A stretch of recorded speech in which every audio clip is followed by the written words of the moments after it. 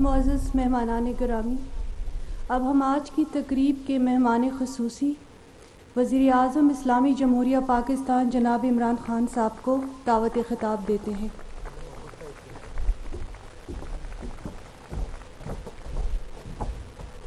بسم اللہ الرحمن الرحیم۔ ایاک نعبد و ایاک نستعین۔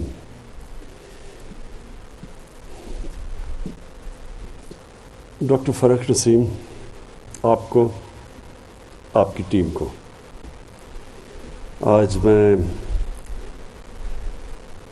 اسپیشلی خراج تحسین پیش کرتا ہوں، کیونکہ آپ کو پتہ ہے مجھے سب سے زیادہ میں نے آپ پہ پریشر رکھا تھا کہ اس کو کرمنل جسٹس سسٹم کی جو ریفارمز ہیں ان کو جلدی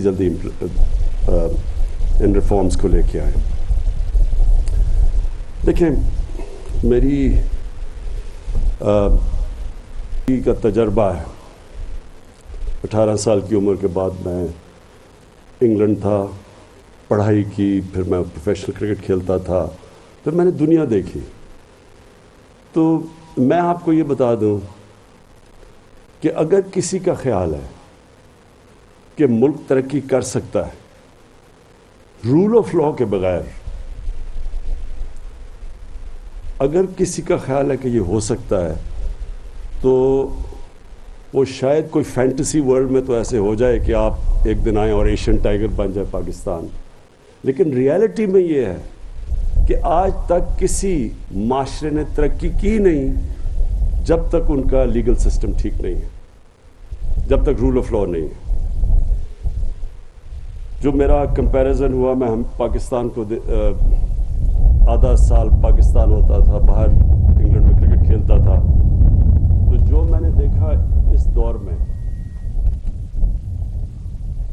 پاکستان باہر کے لیگل سسٹم بہتر ہوتے رہے ٹائم کے ساتھ۔ ٹیکنالوجی کا انہوں نے استعمال کیا، جو ابھی آپ نے بڑی ڈیٹیلز میں بتایا فاروق، اور ٹیکنالوجی سے وہ اپنے سسٹمز کو بہتر کرتے رہے۔ پاکستان کا سسٹم جو شروع میں تھا، جو انگریز چھوڑ کے گیا تھا، وہ بجائے اوپر جانے کے وہ نیچے جانا شروع ہو گیا، اور بلکہ پاکستان کے جو سارے سسٹمز تھے جو عوام کو جنہوں نے اٹھانا تھا، وہ سارے آہستہ آہستہ نیچے جانا شروع ہو گئے، اور ایک گلف آ گیا کہ ایک طاقتور کے لیے ایک پاکستان بن گیا جس کو ہم ایلیٹ کیپچر کہتے ہیں، اور عوام کے لیے دوسرا پاکستان بن گیا۔ جو جسٹس سسٹم تھا، آہستہ آہستہ آہستہ آہستہ وہ صرف طاقتور کو فائدے کے لیے پہنچ گیا۔ طاقتور جرم بھی کرے تو وہ سسٹم نہیں اس کو پکڑ سکتا تھا، اور عام آدمی کے لیے وہ انصاف بجائے دینے کے، عام آدمی جیلوں میں بھرے ہوئے ہیں، اور کئی ایسے بیچارے اتنے خوفناک جیلوں کے اندر کہانیاں ہیں غریب لوگوں کی، صرف ان کی کرائم، ان کا جرم، ان کی غربت تھی۔ تو وہ صرف جو بیسکلی ایک اسٹیٹ کی ذمہ داری ہے انصاف فراہم کرنا، ایک تو وہ گیا۔ دوسری ذمہ داری اسٹیٹ کی تھی کہ اپنے لوگوں کو تعلیم دینا، وہ سسٹم سارا خراب ہو گیا۔ شروع میں اردو جو گورنمنٹ سکول سسٹم تھا اس کے بڑی ہائی کوالٹی تھی، بڑی دیر تک ہمارا سارا جو انٹلیکچوئل تھا وہ گورنمنٹ سکولوں سے نکلتا تھا۔ آہستہ آہستہ آہستہ پرائیویٹ سکول اوپر جانے شروع ہو گئے اور پھیلنے شروع ہو گئے۔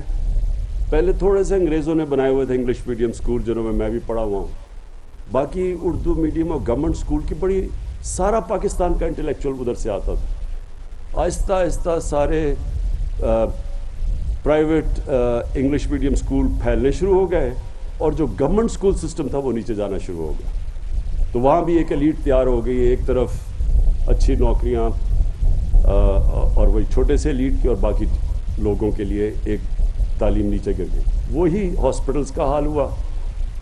میں گورنمنٹ ہاسپٹل میں پیدا ہوا، میری بہنیں، ہم سب آہستہ آہستہ آہستہ گورنمنٹ ہاسپٹلز نیچے چلے گئے، اور پھر پرائیویٹ ہاسپٹلز آ گئے امیروں کے لیے، اور جو سپر امیر تھے وہ باہر جا کے اپنا علاج کروانا شروع ہو گئے۔ پھر ادھر بھی گلف آ گیا۔ تو یہ جو آج آپ نے ریفارم لے کے آئے ہیں، میں سمجھتا ہوں کہ یہ پاکستان کی تاریخ میں پہلی دفعہ ایک کوشش کی گئی ہے رول آف لاء کی، کرمنل جسٹس سسٹم کو ریفارم کرنا اور پھر سول پروسیجر کوڈ جو پہلے کر چکے ہیں۔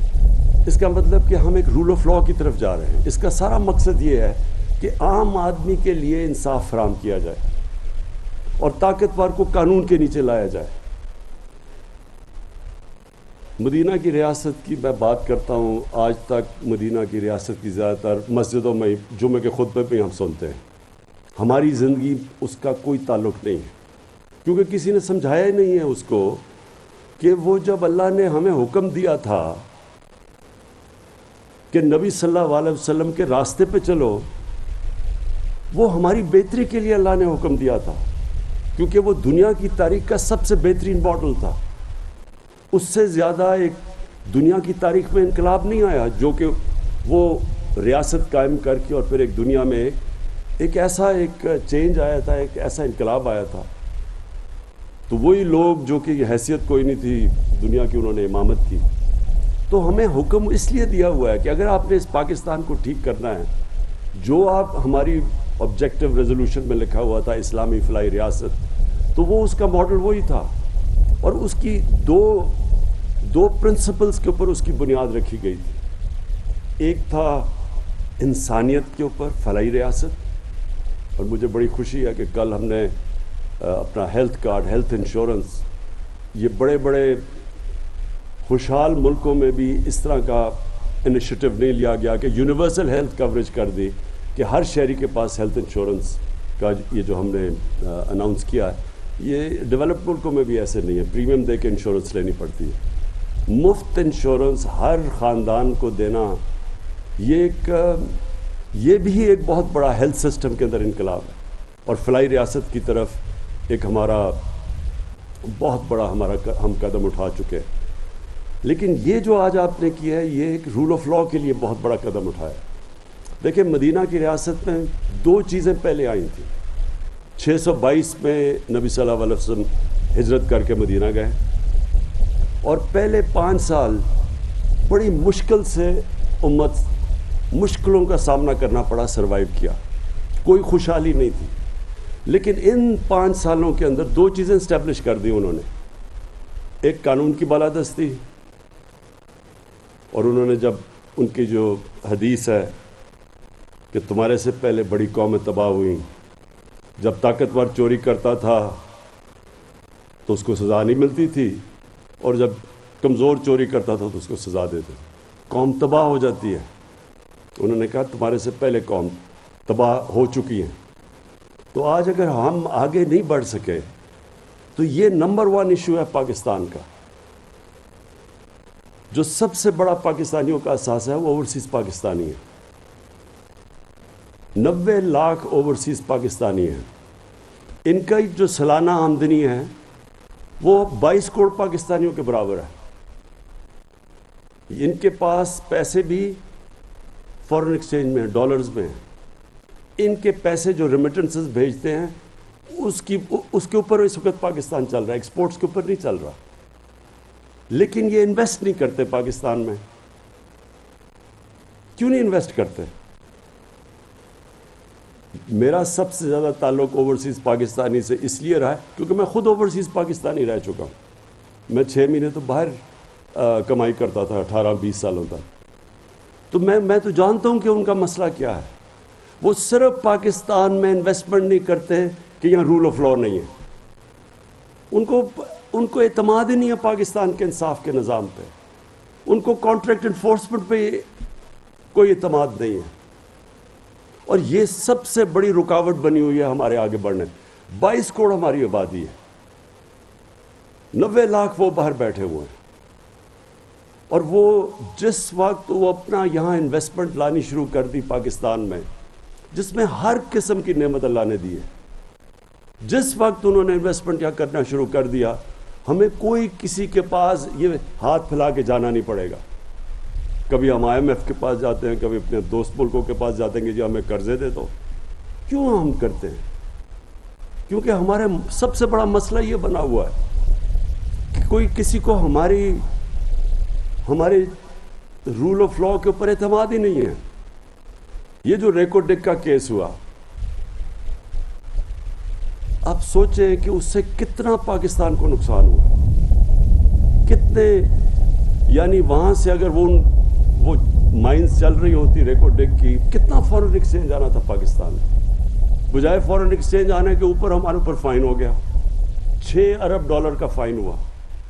اور وہ کیوں ہوا؟ کیونکہ انہوں نے یا تو کلوز یہ ہوتا نا کہ پاکستان میں کیس کا فیصلہ ہوگا جس طرح باہر ہوتا ہے. انگلینڈ میں تو آپ کو انگلینڈ کی عدالتوں میں اگر آپ کو کچھ ہو تو آپ وہاں فیصلہ ہوتا ہے. نہیں، انہوں نے کہا ہم آربیٹریشن میں انٹرنیشنل کریں گے. تو باہر کی جو، کیونکہ آربیٹریشن باہر تھی، انہوں نے ہمارے اوپر فائن کر دیا. تو اگر یہاں ہی ہمارا کیس ریزالو ہوتا، ہماری عدالتوں کے اوپر ہوتا، کیس بھی جلدی سے فیصلہ ہو جاتا، آئدر وے کیس کدھر بھی فیصلہ ہو جاتا، یا ہم فائن دے کے وہ کانیں شروع ہو جاتی چلنی، یا ان کے اگینسٹ جاتا، پھر بھی ہماری وہ مائنز چلنی شروع ہو جاتی. لیکن کیونکہ انٹرنیشنل آربیٹریشن تھی، کتنی بڑی قیمت. میں تو صرف آپ کو ایک چیز بتا رہا ہوں، کتنے اور کیسز ہیں باہر سے آتے، صرف اس وجہ سے وہ بڑے بڑے انویسٹرز پاکستان میں نہیں آتے. تو یہ جو آج آپ نے کیا فروغ، میں اپنی جوڈیشری سے، اپنی وکلا کمیونٹی سے، اس لیے میں ان سے اپیل کروں گا کہ اس کو اب امپلیمنٹ آپ نے کرنا ہے. ہم نے تو اپنا آپ کام کر دیا ہے کہ پہلی دفعہ پاکستان کی تاریخ میں ہم نے کرمنل سسٹم میں ریفارمز کر دی، لیکن یہ جب تک اب آپ کے اوپر ہے، ہماری جوڈیشری کے اوپر اور ہماری لائرز کمیونٹی کے اوپر، کہ اب آپ نے اس کو امپلیمنٹ کرنا ہے. دیکھیں رول آف لا انڈیکس میں پاکستان کی کیا پوزیشن آئی ہے ابھی. جتنی بھی جو بھی سروے آتی ہے اس کے اندر پاکستان رول آف لا میں نیچے ہوتا ہے. آپ دنیا میں وہ ملک دیکھ لیں جو خوشحال ہیں،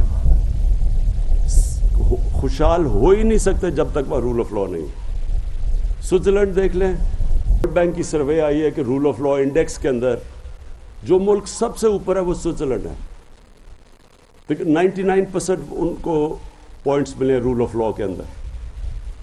آپ اپنا یہ ناردرن ایریاز، یہاں سے سارا نارتھ پہ چلے جائیں. میں سوئٹزرلینڈ دیکھا ہوا ہے، میں نے آسٹریا دیکھا ہوا ہے، میں نے اپنا سارا ناردرن ایریاز دیکھا ہوا ہے. آپ یقین کریں کہ آپ مقابلہ ہی نہیں کر سکتے جو خوبصورتی اس ملک میں ہے. سوئٹزرلینڈ آدھا ہے ہمارے ناردرن ایریاز کا سائز سوئٹزرلینڈ کا، لیکن کیونکہ وہاں رول آف لا ہے. سوئٹزرلینڈ کے اندر صرف اپنی ٹورزم کے اوپر وہ $60 سے $80 ارب کماتے ہیں. $60 سے $80 ارب. ہمارا تو پتہ نہیں $100 ملین بھی نہیں آتا ہماری ایکسپورٹس یہ ٹورزم سے، یہ بھی نہیں آتا.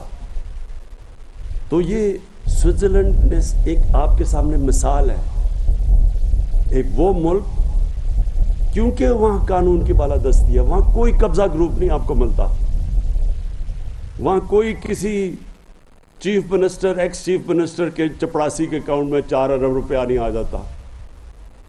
وہ ہو ہی نہیں سکتا یہ چیزیں، وہ کوئی تصور ہی نہیں کر سکتا. یہ وہاں کوئی جا کے لنڈن بیٹھ کے اور اربوں روپے کی پراپرٹیز میں اور پھر اس کو پھول پھینک رہے ہیں لوگ، کیونکہ وہاں سارا سوسائٹی قانون کی بالادستی قائم کرتی ہے. سارا جو قوم ہے، آپ سوئٹزرلینڈ میں جا کے دیکھیں، آپ پبلک میں جائیں، آپ ایک کاغذ پھینکیں گے تو آپ کو آدمی کہے گا جی یہ آپ نے کیوں سڑک پر یہ گند پھینکا.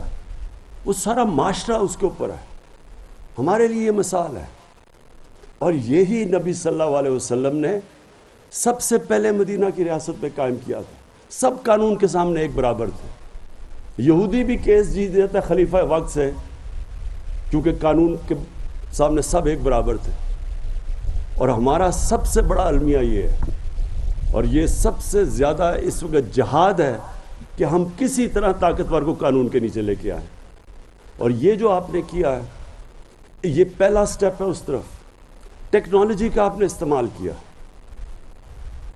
میں جب کرکٹ کھیلتا تھا میں نے بڑی کیمپین کی کہ نیوٹرل امپائر ہونے چاہیے. تب اپنے امپائر ہوتے تھے تو نیوٹرل امپائرز ہونے چاہیے. مجھے بڑی 6 سال میں نے کیمپین کری، بڑی مخالفت ہوئی. اور پھر میں نے ساتھ ساتھ ٹیکنالوجی کی بات کی کہ استعمال کرو، اس کی بڑی میرے اوپر تنقید ہوئی. ہمارے زمانے میں کرکٹ میں عام لڑائیاں ہوتی تھی فیلڈ کے اوپر کہ جی چیٹنگ ہوئی ہے. آج ٹیکنالوجی آ گئی ہے, نیوٹرل امپائر ہیں, میچ ہوتا ہے, جو ہارا ہے وہ ہار تسلیم کر لیتا ہے, جو جیتتا ہے وہ مان جاتا ہے. جو ہم کوشش کر رہے ہیں الیکشن کمیشن میں EVM مشین سے, ہم بھی ٹیکنالوجی لے کے آنے کی کوشش کر رہے ہیں. لیکن یہ جو ٹیکنالوجی آپ جوڈیشل سسٹم میں لے کے آئیں گے, میں آپ کو سب سے زیادہ فائدہ اس کو ایک عام آدمی کو ہوگا. جو بیچارہ طاقتور ہے, بیچارہ میں کہہ رہا ہوں جو اس ملک میں طاقتور ڈاکو ہے, اس کو تو اس سسٹم نے بڑا فائدہ پہنچایا ہے. لیکن عام آدمی, اس کو ضرورت ہے ان ریفارمز کی. اور جیسے جیسے ہم پروٹیکشن دیتے رہیں گے اپنے لوگوں کو, اللہ کی برکت آئے گی اس ملک میں. ابن خلدون کہتا ہے میرا تجزیہ ہے, اور وہ بہت بڑا اسکالر تھا. اس نے کہا میرا تجزیہ ہے میری زندگی کا اور قرآن کو جتنا بھی میں نے مطالعہ کیا ہے, کہ اللہ نے انسان کو صرف زمین میں بھیجا ہی ایک وجہ سے ہے کہ اس کی زمین میں انصاف قائم کرو.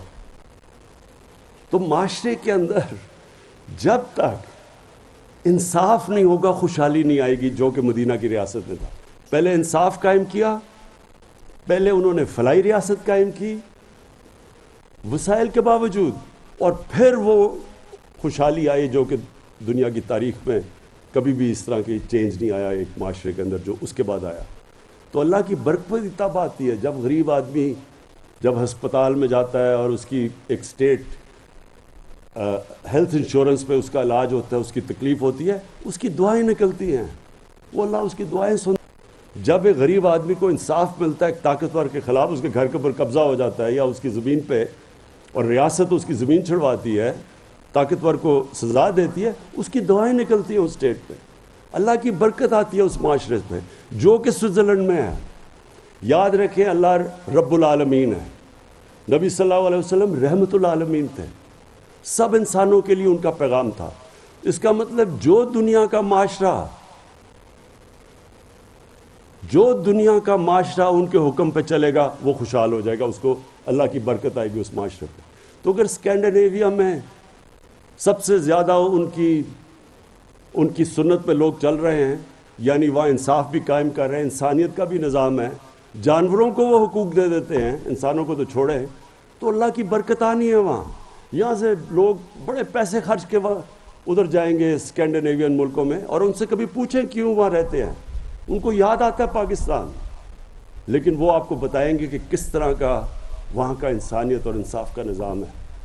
تو میں آخر میں فاروق نسیم آپ کی ساری ٹیم کو میں پھر سے خراج تحسین پیش کرتا ہوں. مجھے خاص طور پہ خوشی ہوئی کہ آپ نے جو ہماری خواتین آدھی آبادی پاکستان کی, مجھے اتنا برا لگتا تھا جب میں اپنے حلقے میں جاتا تھا تو مجھے جب خواتین کہتی تھی کہ جی ہمیں جو ہمارا انہیریٹنس رائٹ تھا, جو ہمیں ہمارے ماں باپ سے ہمیں جائیداد میں حصہ ملنا چاہیے تھا, ہمیں حصہ ہی نہیں ملتا. تو میں ہمیشہ سوچتا تھا کہ یہ تو اللہ نے حکم کیا ہوا قرآن میں, یہ تو شریعت کے اندر ہے کہ ہماری عورتوں کو حصہ ہے اس پہ جائیداد میں. یہ تو 1500 سال پہلے تقریباً یہ تو ہمارے مدینہ کی ریاست میں انہوں نے دے دیا تھا حصہ. تو یورپ کے اندر تو 100 سال پہلے عورتوں کو حصہ ملا ہے. ہمیں تو تب سے یہاں اللہ نے حکم کیا تھا کہ عورتوں کا جائیداد میں حصہ ہے, لیکن کتنی عورتوں کو ملتا ہے یہاں. تو یہ جو آپ نے قدم اٹھایا اور اس کو امپلیمنٹ کرنا ہے, اس کو اب ہم نے پبلک کے اندر لے جا کے اس میں شعور پیدا کرنا ہے اپنی خواتین میں کہ اب یہ نہیں ہو سکتا کہ آپ کی جائیداد میں حصہ نہ ملے. اب قانون میں امپلیمنٹیشن کا طریقہ دیا ہوا ہے, تو یہ بھی بہت بڑا کام کیا ہے. اور انشاءاللہ جس طرح آپ نے کہا کہ یہ پاکستان میں ایک ڈیفائننگ مومنٹ ہے, ہم نے یہ جو اب لا ریفارمز لے کے, اور مجھے پتہ ہے کہ اس کے اندر ہم اصلاحات کرتے جائیں گے, مشاورت ہوتی جائے گی, کیونکہ یہ کوئی جو ریفارمز ہیں وہ ایک ڈائنامک پروسیس ہے, وہ سارا وقت اجتہاد مشاورت سے ریفارم پروسیس چلتا رہے گا. لیکن آپ نے جو بنیاد رکھ دی ہے, اور یہ واقعی جس طرح آپ نے کہا یہ ڈیفائننگ مومنٹ ہے پاکستان کا. پھر سے مبارک دیتا ہوں آپ کو. قانون کی حکمرانی کے بغیر کوئی معاشرہ ترقی نہیں کر سکتا. انصاف کی بر وقت اور یکساں فراہمی کے لیے ضابطۂ فوجداری کو ٹھیک کرنا لازمی تھا. نئے ضابطۂ قانون کے مطابق نئے ضابطۂ فوجداری کے تحت عام آدمی کو فائدہ پہنچے گا. تاریخی اصلاحات پر وزیر قانون اور ان کی ٹیم کو مبارکباد دیتا ہوں. وزیر اعظم Imran Khan law and justice reform تقریب سے خطاب کر رہے تھے. وزیر اعظم عمران خان نے تقریب سے خطاب کیا. لا اینڈ جسٹس ریفارمز کے حوالے سے یہ تقریب منعقد کی گئی جس میں پاکستان کی تاریخ میں پہلی بار قانون کی حکمرانی کے لیے ضابطۂ سبسکرائب کریں اور بیل دبائیں تاکہ کوئی خبر رہ نہ جائے.